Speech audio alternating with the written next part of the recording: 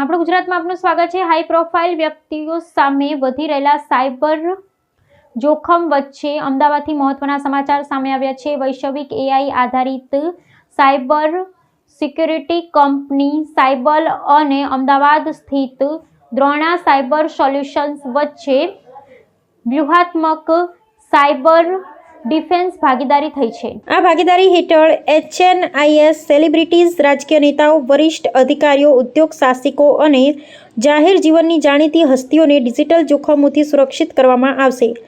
સાયબલની global cyber threat intelligence અને dark web monitoring ક્ષમતાઓના દ્રોણાના Ahmedabad સ્થિત 24/7 cyber command and control centre સાથે જોડવામાં આવશે। ચોરાયેલા ડેટા, નકલી social media accounts, deep fake video, fake websites અને રેન્સમવેર જેવા જોખમો પર સતત નજર રાખવામાં આવશે। જરૂર પડે પુરાવા એકત્ર કરી તપાસથી લઈ કન્ટેન્ટ ટેકડાઉન સુધીની કાર્યવાહી પણ કરવામાં આવશે। મારું નામ ધ્રુવ પંડિત છે અને હું co-founder and CEO Drona cyber solutions private limited represent કરું છું। મારા સાથે મંદર પાટીલ છે જે ફાઉન્ડિંગ મેમ્બર છે સાયબલના અને એક્ઝિક્યુટિવ વાઇસ પ્રેસિડેન્ટ છે। મારા સાથે બીજી સાઈડ ઓગસ્ટીન છે, who is also a part of Cyble.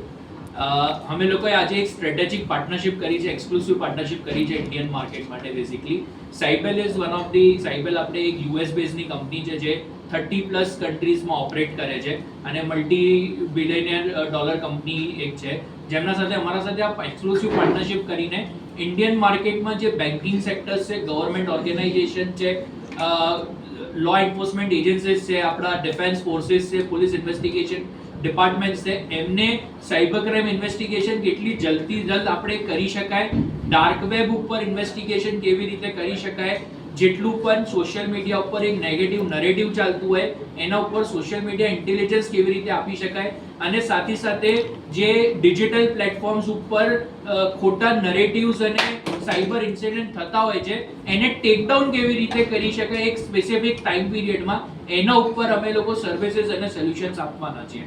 અમે લોકો એમના AI એજન્ટિક પ્લેટફોર્મ્સ જે એમને બનાવ્યા છે, AI એજન્ટિક પ્લેટફોર્મ્સને અમે લોકો અમારા integrated cyber security command control સેન્ટરમાં ઇન્ટિગ્રેટ કર્યું છે, ઇમ્પ્લિમેન્ટ કર્યું છે, જેનાથી 30 થી વધારે સેક્ટર્સમાં અમે લોકો અલગ અલગ સર્વિસીસ આપી શકીએ છીએ। જેમ કે આપણે વાત કરીએ તો પાવર એનર્જી સેક્ટર છે, રિફાઇનરી સેક્ટર છે, ITITS સેક્ટર છે, બેન્કિંગ સેક્ટર છે, સ્ટોક બ્રોકર્સ છે, ગવર્મેન્ટની સંસ્થાઓ છે, લો એન્ફોર્સમેન્ટ એજન્સીસ છે, આવી રીતે અલગ અલગ સેક્ટર્સમાં અમે લોકો સાયબર ઇન્ટેલિજન્સ અને સાયબર ડિફેન્સની સર્વિસીસ હવેથી આપીશું। આ પાર્ટનરશિપ ખાલી ને ખાલી એક બિઝનેસના માટે નથી, બટ આપણા ભારત દેશમાં જેટલા પણ સાયબર અટેક અને સાયબર ક્રાઇમ થઈ રહ્યા છે, જેમ કે આપણે જોઈએ તો આપણે બોમ્બ થ્રેટ ઈમેલ આવ્યા છે આપણા ભારતમાં, પછી ટેરરિઝમ એટેક્સ જે થઈ રહ્યા છે, ડ્રગ ટ્રાફિકિંગ જે છે, એ બધાને રોકી કેમ શકાય, એનું ઇન્વેસ્ટિગેશન કેવી રીતે કરી શકાય, એના માટે આ પાર્ટનરશિપ કરી છે। આ સોલ્યુશનથી અમે લોકો 80 બિલિયન ડાર્ક ફોરમ્સથી અમે ડેટા ક્રોલ કરીએ છીએ, જેનાથી ઓન ટાઈમ થ્રેટ ઇન્ટેલ આપણી સરકારને આપણે આપી શકાય અને જલ્દથી જલ્દ મેજર સાયબર એટેક થવા પહેલા એનો ડેમેજ કંટ્રોલ થાય, એના માટે આ પાર્ટનરશિપ કરવામાં આવી છે।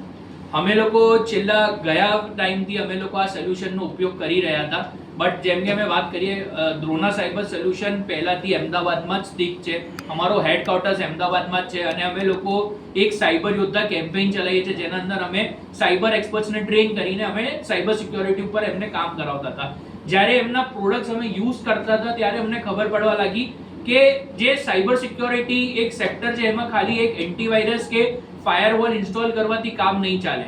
તો અમે લોકોએ એક સ્ટ્રેટેજી કેવી બનાવી કે અમે આખું યુએસમાં જે એમનું હેડક્વાર્ટર છે એનું આખું સેટઅપ અમે ઇન્ડિયામાં અમદાવાદના અમારા કમાન્ડ કંટ્રોલ સેન્ટર પર ઇમ્પ્લિમેન્ટ અને ઇન્ટિગ્રેટ કરીને અને ઇન્ડિયન માર્કેટમાં જે સેક્ટર્સ છે એમને સર્વિસીસ આપીએ। અને હજી સુધી તકમાં અગર અમે કહીએ તો જેટલા પણ સાયબર અટેક ને સાયબર ઇન્સિડન્ટના કેસ છેલ્લા 1 વર્ષમાં અમારા પાસે આવ્યા છે એમાં 99.99% એક્યુરેસી અમે લોકોએ આપી છે। કારણ એ છે કે જે ઇન્ટેલિજન્સ હોય એ અગર ઓન ટાઈમ મળી જાય છે તો કોઈ પણ સાયબર ઇન્સિડન્ટ કે સાયબર અટેક મોટો થવાથી આપણે રોકી શકીએ। આપણે અગર જોઈશું તો ભારત સરકારમાં સૌથી પહેલું જ આપણે જ્યારે વર્ષ સ્ટાર્ટ થયો તો જનવરીમાં, ત્યારે સૌથી પહેલા આપણે એક AI સાયબર અટેક બેન્કિંગ સેક્ટરોમાં જોયા હતા જે ક્લોડ ને માઇથોસથી થયા હતા। તો એને રોકવા માટે ભારત સરકારે મિનિસ્ટ્રી ઓફ ફિનાન્સમાંથી એક AI સાયબર રેઝિલિયન્સ ફ્રેમવર્ક કાઢ્યું કે દરેક બેન્કિંગ સેક્ટરોને સાયબર સિક્યોરિટીમાં ડાર્ક વેબ મોનિટરિંગ, ક્રેડેન્શિયલ્સ જેમના ID પાસવર્ડ હોય છે એ અગર લીક થાય તો એનું મોનિટરિંગ અને AI થી લડવા માટે AI સાયબર મેકેનિઝમનું ઇમ્પ્લિમેન્ટેશન કરવું ફરજિયાત છે. તો આપણે એક એ પ્રકારના સાયબર એટેક જોયા. બીજા ડીપ ફેક. આપણે પહેલા ખાલી એટલું જોયું હતું કે ડીપ ફેકના વિડીયો બનતા હતા, પણ ડીપ ફેકથી વોઇસ, ડીપ ફેકથી ફોટો, ડીપ ફેકથી આખીની આખી એક સોશિયલ મીડિયા પ્રોફાઇલ અને AI થી આખો એક ફેક વેબસાઇટ, પ્લેટફોર્મ બધું બનવા લાગ્યું, જેનાથી કોઈને પણ સોશિયલ મીડિયા પર એવું જ લાગે કે એક રિયલિસ્ટિક માણસ કંઈક કરી રહ્યું છે. તો કોઈને પણ ડીફેમ કરવા માટે, કોઈ પણ નરેટિવ ચલાવવા માટે ડીપ ફેકનો ઉપયોગ થયો. ત્રીજું આપણે અગર જોયું હશે તો ઇમ્પર્સનેશનના સાયબર ફ્રોડ બહુ વધી ગયા. જેમ કે બોસ અને CEO ના નામના સ્કેમ થવા લાગ્યા. કોઈ પણ કંપનીમાં બોસને CEO ના નામના મેલ આવે છે બિઝનેસ ઈમેલ કોમ્પ્રોમાઇઝ કરવા માટે કે ભાઈ હું ટ્રાવેલ કરું છું, હું વાત નહીં કરી શકું, આ એક મેલ છે, આ અકાઉન્ટ નંબરમાં તમે પૈસા ટ્રાન્સફર કરી દેજો. એવા જે મેલ્સ આવે છે, મેલ કેમ્પેઇન થાય છે, મેલ કેમ્પેઇનને ડિટેક્ટ કરવું અને મેલ કેમ્પેઇનને ઉપર કામગીરી થાય એના ઉપર પણ આ વર્ષે સૌથી વધારે કેસીસ થયા.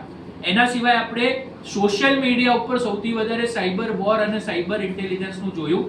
સોશિયલ મીડિયા પર પહેલા ફેક અકાઉન્ટ બનતા હતા, બટ AI ટેકનોલોજીનો યુઝ કરીને બોટ અકાઉન્ટ્સ બનવા લાગ્યા. જેમ કે મારું નામ ધ્રુવ પંડિત છે, તો ધ્રુવ પંડિતનો એક ફેક પ્રોફાઇલ બનવો એક સાધારણ વસ્તુ છે, કોઈ પણ કરી શકે છે. બટ ધ્રુવ પંડિત જેવી બીજી 1000 AI આઈડેન્ટિટીઓ બનાવી અને એનાથી કોઈના ઉપર સાયબર સ્ટ્રાઇક કરવી સોશિયલ મીડિયા ઉપર, એવા ટાઈપના નવા સાયબર ફ્રોડ અને સાયબર ક્રાઇમ થવા લાગ્યા. तो व्हाट्सएप, ट्विटर, फेसबुक, इंस्टा जहाँ भी आपका अकाउंट है, इसे शेयर बटन के द्वारा वहाँ पर शेयर करें.